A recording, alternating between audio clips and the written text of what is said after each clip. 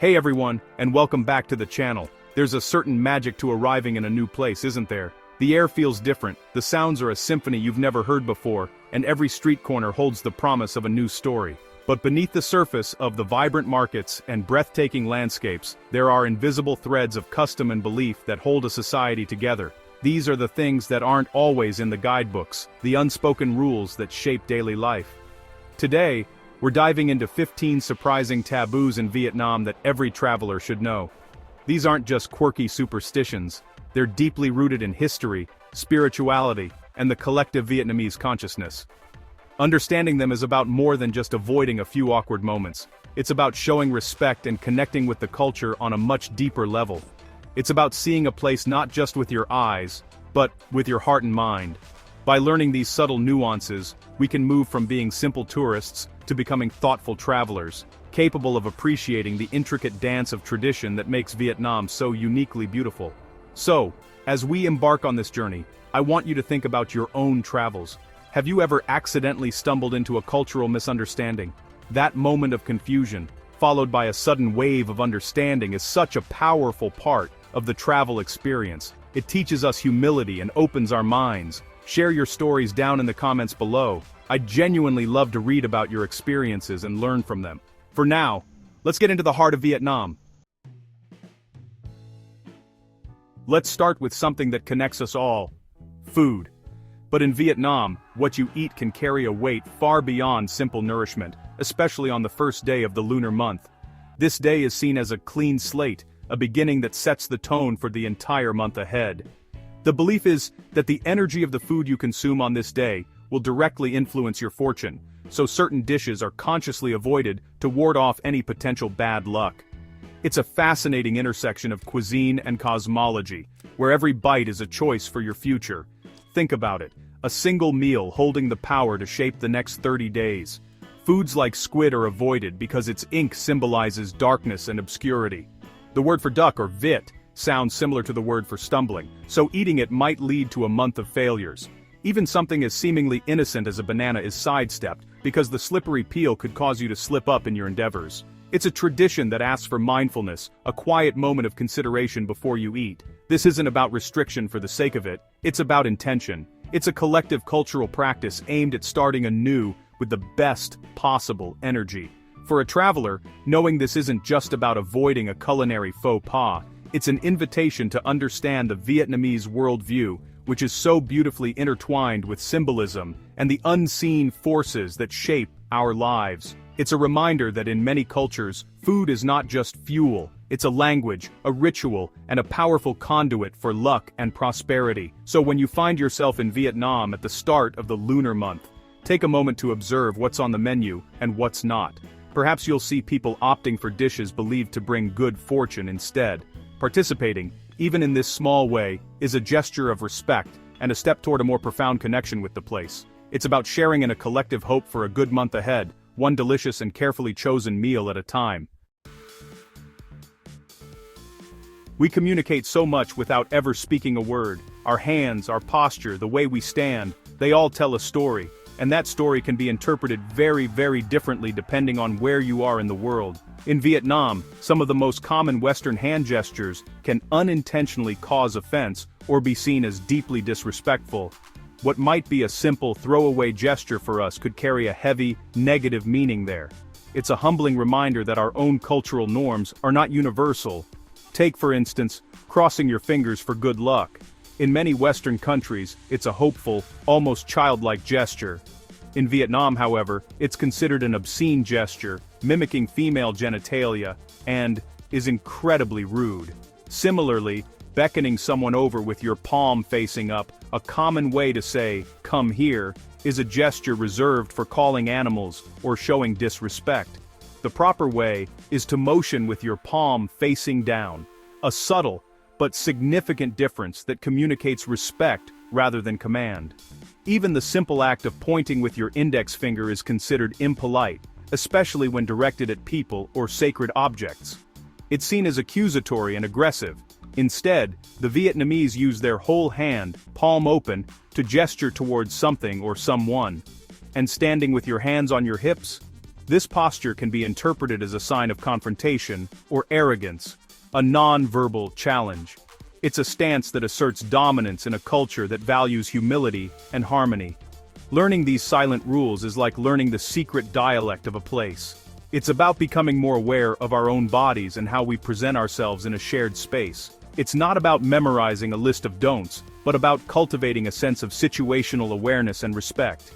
A simple nod, a gentle smile, or using an open palm to gesture, can transform an interaction from potentially awkward to genuinely warm and connective. It's in these small, quiet adjustments that we show we're truly paying attention. There are few things that bring people together quite like sharing a drink. In Vietnam, drinking together, especially in a group, is a really big deal. It's called Gin Hao, and it's a super important way to make friends, celebrate, and even do business. But this special way of drinking has its own secret rules and good manners. It's like a careful dance of showing respect and being friendly. To someone new, it might just look like a fun party, but for those who know, every time you pour a drink, or say, cheers, it means something important. First, you really need to take the first drink offered to you. Saying no can seem like you're being rude, like you don't want the host's kindness. It's all about joining in the fun with everyone else. When it's your turn to pour, always serve others before yourself, starting with the oldest person or the most important person at the table. This simple act really shows how much you respect older people and those in charge, which is very important in Vietnamese culture. And always pour and take a drink with your right hand, or with both hands, to show you're being sincere. Clinking glasses is another moment full of meaning. When you make a toast with someone older or more important than you should make sure your glass is a little lower than theirs. It's a quiet way of showing you respect their age or position, a humble gesture that means a lot. Shouting, Mot, Hai, Ba, Do, which means 1, 2, 3, cheers, together before drinking is part of the fun, but these hidden rules of respect are what truly make the experience special. Understanding these customs isn't about doing everything perfectly, it's about showing that you want to learn and fit in. It's about knowing that you're a guest in a culture with its own special ways of showing respect. When you join in Jin Hao and know these traditions, you stop just watching. You become part of the group, sharing in the laughter and making connections in a way that is real and truly respectful of the local customs that make these moments so special.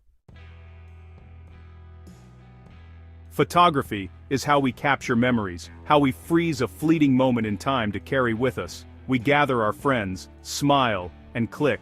But in Vietnam, a seemingly innocent photo of 3 people can carry a surprising weight of superstition. There's a long-standing belief that if 3 people pose for a picture together, the person standing in the middle will be cursed with bad luck, misfortune, or even, an early death. It's a belief that can cause genuine anxiety for some. This taboo is thought to have roots in both spiritual beliefs and historical contexts. Some say it's linked to the idea that the person in the center is flanked, trapped, or singled out for negative energy. Others connect it to old traditions, where the central position in certain ceremonies or arrangements was reserved for the deceased or an ancestral altar. Whatever its origin, the superstition has persisted through generations and remains a part of the cultural consciousness for many, especially the older generation. Of course, not everyone in Vietnam strictly adheres to this belief today, especially younger people in urban areas. However, it's still prevalent enough that you might encounter hesitation or a polite refusal if you try to arrange a photo of 3. Someone might quickly grab a 4th person to join the shot, or they might subtly rearrange themselves so that no one is directly in the center. It's a quiet, almost instinctual reaction born from a lifetime of hearing these warnings. As a traveler, being aware of this is a simple act of cultural sensitivity. If you're taking a group photo and notice there are only 3 of you, it's a wonderful opportunity to show your understanding. You could suggest finding a 4th person, or maybe rearrange the composition so you're not in a straight line. It's a small gesture, but it communicates a deep level of respect for local beliefs, even those that might seem unfamiliar to us. It shows that you're not just there to take pictures, but to connect with people in a thoughtful way. In many Western cultures, we value directness. We ask questions, we expect straight answers, and no is a complete sentence. But in Vietnam, communication often flows along a more indirect, nuanced path. The primary goal is often to maintain social harmony, to ensure that no one loses face or feels uncomfortable. This cultural priority has shaped the way people interact, particularly when it comes to personal questions and the delicate art of refusal. Asking someone about their salary, their age, or their marital status, especially upon first meeting, is considered highly intrusive and impolite. These are seen as deeply personal matters, and raising them can put someone in an awkward position.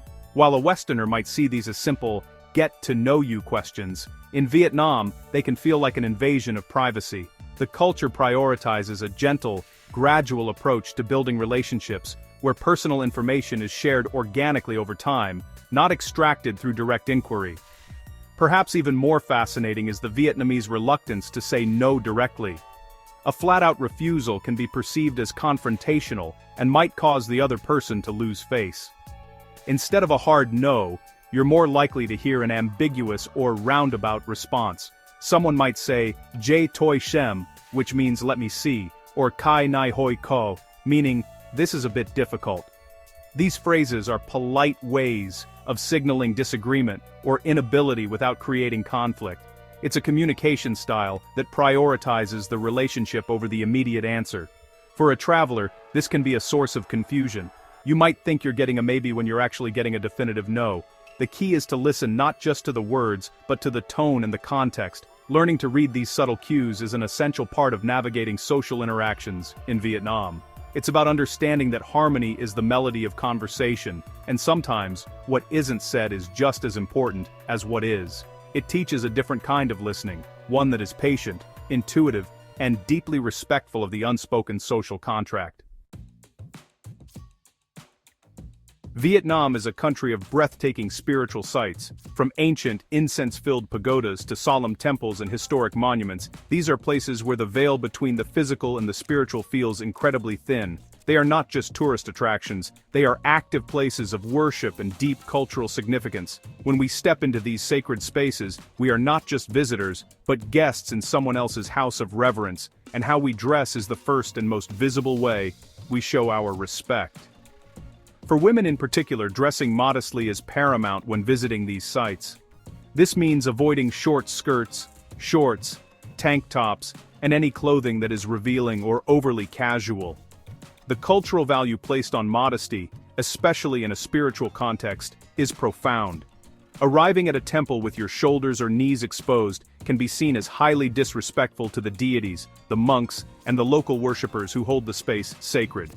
It's a visual disruption of the serene and respectful atmosphere. Many of the more popular temples and pagodas have anticipated this cultural gap and offer solutions. You'll often find stalls at the entrance where you can borrow or rent long scarves or sarongs to cover up.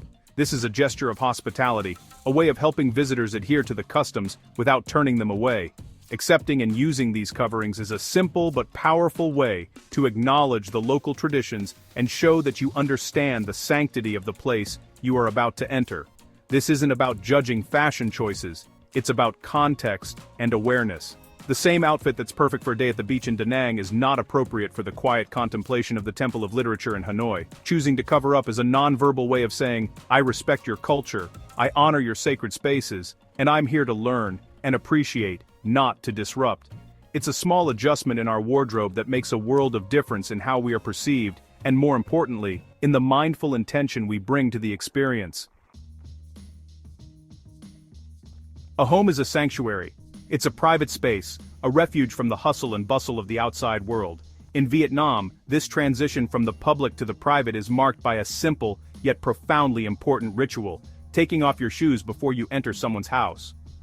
This custom is not unique to Vietnam, of course, but it is practiced with a consistency that speaks to its deep cultural significance.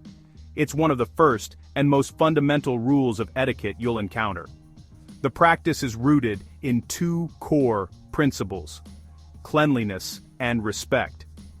Vietnamese streets can be dusty and dirty, and removing your shoes prevents that outside grime from being tracked into the clean, private space of the home. It's a practical consideration that keeps the living area, where people often sit on the floor to eat or relax, hygienic.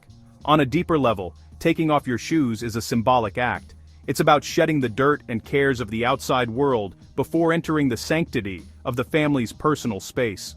When you are invited into a Vietnamese home, you will almost always see a collection of shoes neatly arranged by the doorway. This is your cue.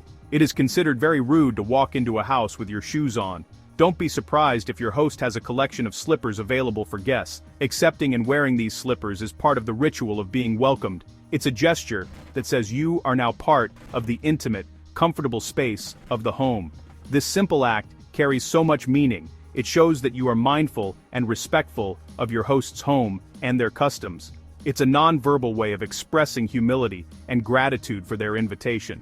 For me, there's something beautiful about this ritual. It's a physical pause, a moment of transition that forces you to be present. As you unlace your shoes, you are consciously stepping out of your role as a traveler and into the role of a guest, ready to connect on a more personal and respectful level. What's in a name?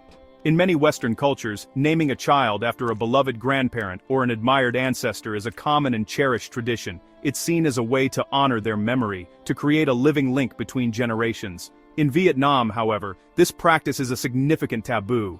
A name is not just a label. It is considered a sacred and unique part of a person's soul and identity. To give a child the same name as an elder, living or deceased, is seen as deeply disrespectful. This belief stems from the idea that each person's life and destiny are their own. The name is intrinsically tied to that individual journey. To reuse a name, especially that of an ancestor, is to show a lack of respect for their unique life and spirit. In a culture with strong ancestral worship, it's believed that this could bring bad luck to the child, as if they are being burdened with or challenging the spirit of the person they are named after. It's seen as an act of immense presumption. The sacredness of a name extends even to how people are addressed. It is considered impolite to call an older person by their given name. Instead, you use familial terms of respect like Chu for uncle, Sio for aunt, Ong for grandfather, or Ba for grandmother, even if you are not related. This reinforces the social hierarchy and shows deference to their age and wisdom. The name itself is reserved for peers, or those younger than you. This taboo offers a fascinating glimpse into the Vietnamese concept of selfhood and legacy. It suggests that honoring an ancestor is not about replication, but about reverence. You honor them by living your own life well, with your own unique name and destiny. For a traveler, this understanding adds a layer of depth to every introduction. It reminds us that a name is more than just a word. It can be a vessel for identity, spirituality, and the profound respect that flows between generations.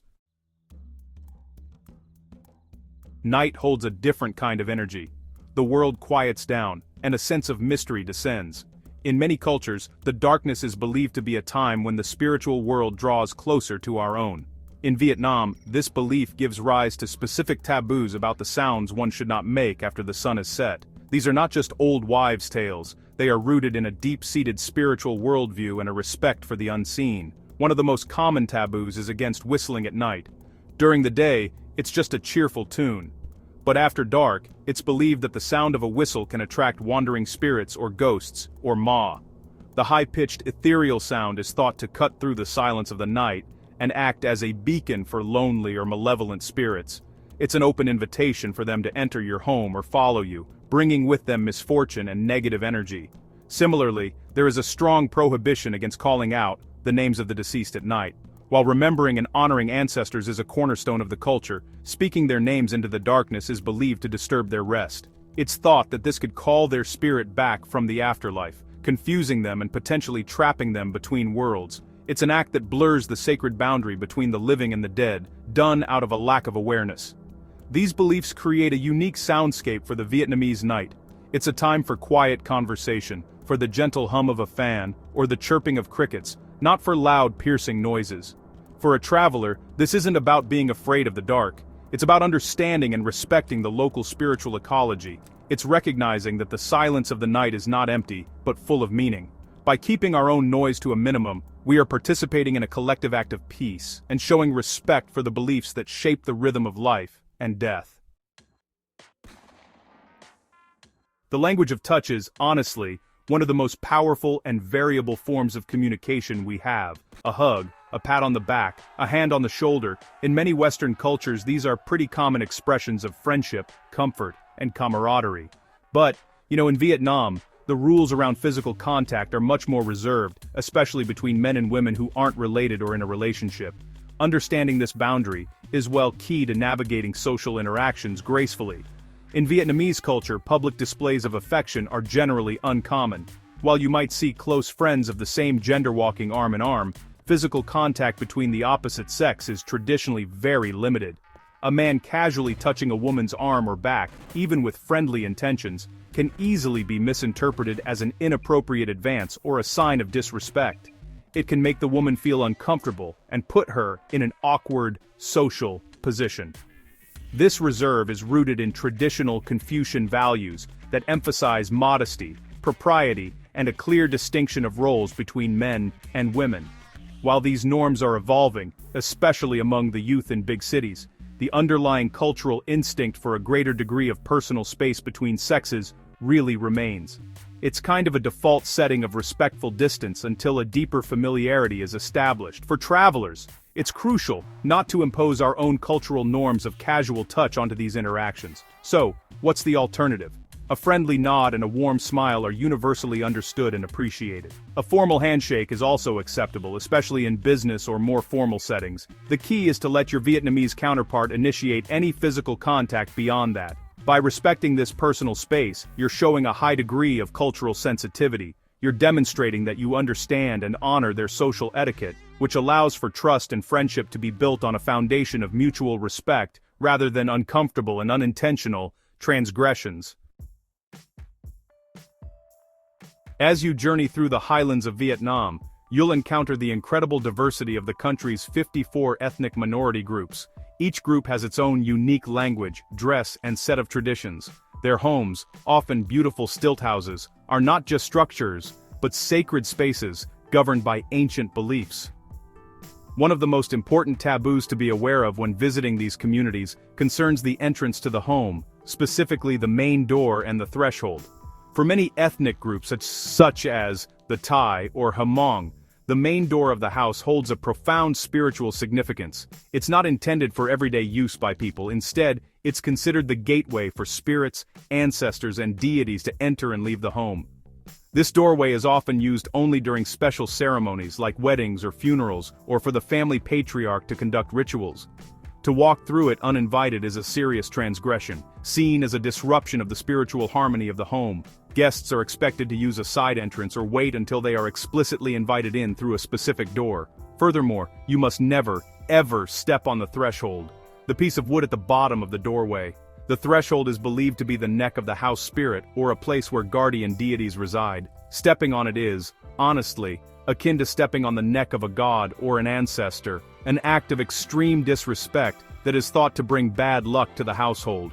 This is a beautiful example of how the physical and spiritual worlds are completely interwoven in the lives of many of Vietnam's ethnic peoples. The home is a living, breathing entity with its own sacred anatomy. As a visitor, being invited into such a space is a true honor. By waiting to be shown the proper entrance, using the side door, and consciously stepping over the threshold, you are doing more than just following a rule.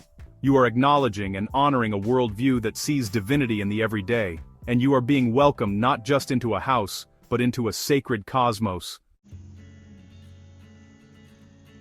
There's a special feeling in Vietnam early in the morning. The streets get busy, sellers set up their shops, and the first sales of the day happen. For people who own shops and businesses, this first meeting is more than just selling something. It's a sign for how the whole day will go. Many people believe that the first customer of the day, called Nguoi Mo Hong, has the power to decide if the day will be lucky or not. And honestly, this belief makes shopping early in the morning a bit tricky. If you're the first person to walk into a shop in the morning, people strongly expect you to buy something, anything at all. To be the first one there, just look around, ask questions, and then leave without buying anything is thought to bring really bad luck to the business for the rest of the day. It's like you open the door for good luck and then let it get away, setting a bad tone. The shop owner might look really sad or even mad, thinking their day is now cursed. This belief is extra strong with small, family-owned businesses and market stalls, where how much they earn each day is super important. The perfect Nguoi Mo Hong is someone who is happy, easygoing, and buys something fast without trying to get a lower price. Some business owners are so serious about this that if their first customer is difficult or doesn't buy anything, they might do a small ritual, like burning a piece of paper, to try and burn away the bad luck that person brought. As a traveler, It's easy to end up in this situation without knowing how important it is. You might just be looking around on your morning walk. The best advice is to be aware. If you're just looking, maybe wait until you see someone else has already bought something.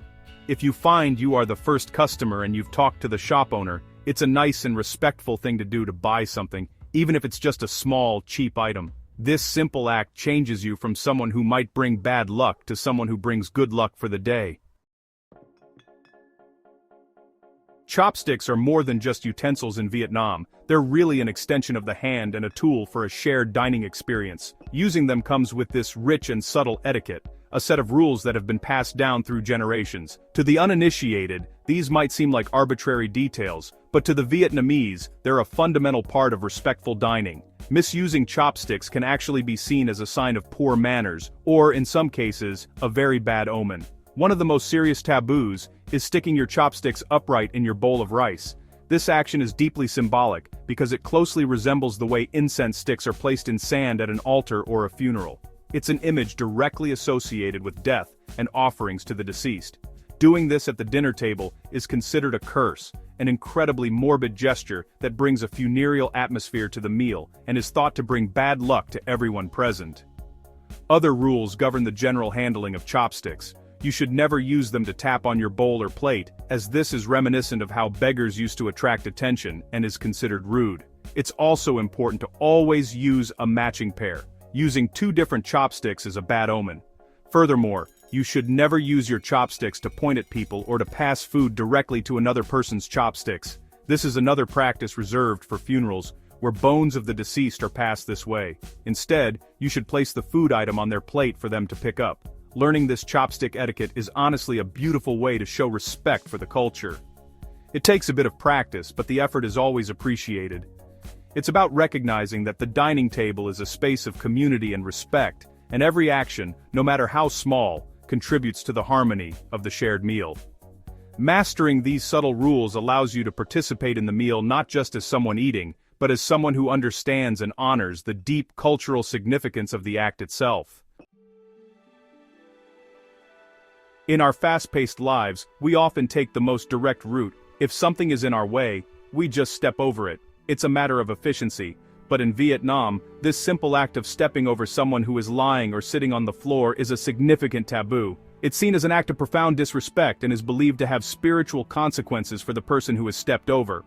It's a custom that really highlights a different way of thinking about personal space and the human spirit. The belief is that when you step over a person, you're not just passing over their physical body, but also their spirit or their luck. It's considered a gesture of dominance and disrespect, as if you are treating them like an inanimate object rather than a human being. For the person being stepped over, it's thought to bring bad luck, stunt their growth if they are a child, or cause them to fall ill. It's a violation of their personal and spiritual integrity. You will see this play out in everyday life. In crowded homes where people might be resting on the floor, or even in public spaces, people will always take the long way around someone who is lying down. They will carefully navigate around them rather than take the quick shortcut over their legs or body. If there is absolutely no other way to pass, they will gently wake the person or ask for permission to pass, often apologizing as they do so. This is a beautiful lesson in mindfulness and consideration. It forces us to slow down and be aware of the people around us, to really see them and respect their presence. For a traveler, it's a simple adjustment to make. Instead of automatically stepping over someone's outstretched legs in a crowded bus or at a temple, take a moment to find a path around them. It's a quiet but powerful gesture that communicates respect for the individual and for the cultural beliefs that value the sanctity of each person's space and spirit.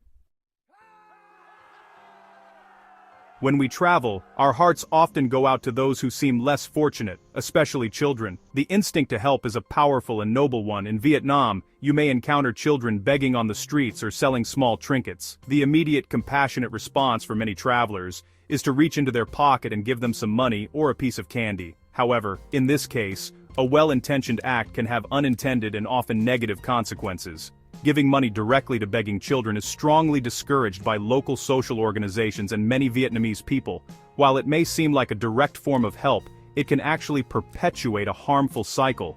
It can encourage children to stay out of school because begging becomes more lucrative. In some unfortunate cases, these children are part of organized syndicates, and the money they collect does not go to them or their families, but to the adults controlling them. Your gift, given with kindness, may inadvertently fuel exploitation. This creates a real dilemma for the compassionate traveler. You want to help, but you don't want to cause harm. So, what is the alternative? The more sustainable and responsible way to help is to support the systems that are designed to create long-term change.